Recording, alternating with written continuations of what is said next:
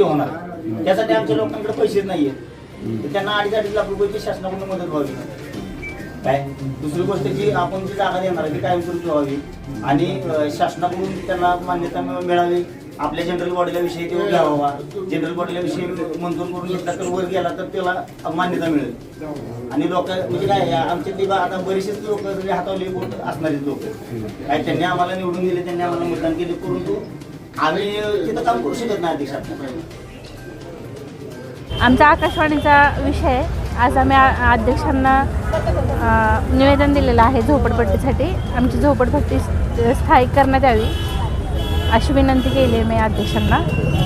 आपले सातारचे नगराध्यक्ष श्री अमोलजी मोहिते साहेब, तसेच उपनगराध्यक्ष DG बनकर साहेब, मुख्य अधिकारी विनोद जळक साहेब यांना आज आम्ही आकाशवाणी झोपडपट्टीच्या वतीने निवेदन देण्यात आलेलं आहे. कारण का की प्रभाग क्रमांक 8 हा कृषुंकू भाग होता, आता नगरपालिकेमध्ये आलेला आहे.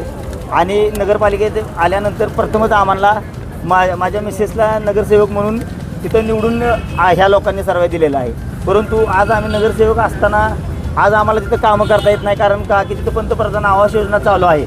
आवास योजना चालू असल्याकारणानं आम्हाला तिथं निधी कुठलाही मिळत नाही.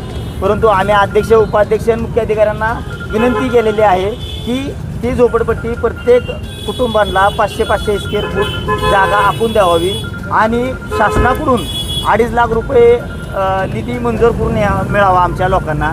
जेणेकरून आता आवास योजनामध्ये आमच्या लोकांना घरं घेण्याची कॅपॅसिटी नाही आहे, ते घेऊ शकत नाही. कारण का सगळ्यांचं हातावरलं बोट आहे. त्या कारणानं आम्ही अध्यक्ष, उपाध्यक्ष, मुख्य अधिकाऱ्यांना निवेदनात म्हटलं आहे की आम्हाला आमच्या लोकांना 500-500 स्क्वेअर फूटची जागा द्या आणि 2.5 लाख रुपये प्रत्येकाला अनुदान मिळावं. त्या अनुषंगाने आम्ही आत्ता मुख्य अधिकाऱ्यांना वगैरे निवेदन दिलेलं आहे. आणि त्यांनी सांगितलेलं जनरल बॉडीला हा विषय घेऊन तो शासनात दरबारी आपण पाठवूयात आणि लवकरात लवकर जर हा विषय जर मार्गी लागला तर आम्हाला तिथं आमच्या लोकांची सोय करता येईल. आता आम्हाला काही लोकांनी सांगितलं की बाबा काय नाही वरची घरं काढायची, परंतु आम्ही कोणताही शासन निर्णय आल्याशिवाय कोणत्याही घराला हात लावून देणार नाही. नगरसेविका माझी मिसेस असेल, मी असेल, पहिला काय असेल ते आमच्याशी सामना करावा लागेल आणि मग आमच्या घरांना हात लावायला लागेल. आम्ही कोणत्याही आमच्या झोपडपट्टी धारकावर अन्याय होऊन देणार नाही. आम्ही ही अध्यक्ष, उपाध्यक्षांना विनंती केलेली आहे आणि आमची एवढीच मागणी आहे की 500-500 स्क्वेअर फूटची जागा आमच्या लोकांना द्या आणि 2.5 लाख रुपये प्रत्येक कुटुंबाला म्हणजे घर बांधण्यासाठी 2.5 लाख रुपये मिळावे अशी आम्ही त्यांना विनंती केलेली आहे. महाराज साहेबांना पण आम्ही निवेदन देणार आहे आणि अध्यक्ष, उपाध्यक्ष, मुख्य अधिकाऱ्यांनी पण आम्हाला सकारात्मक हे दिलेलं आश्वासन दिलेलं आहे की लवकरात लवकर तुमची झोपडपट्टी स्थायिक करून देतो आणि प्रत्येकाला जे अनुदान आहे 2.5 लाख रुपये ते सुद्धा देण्याची तरतूद आम्ही करतो.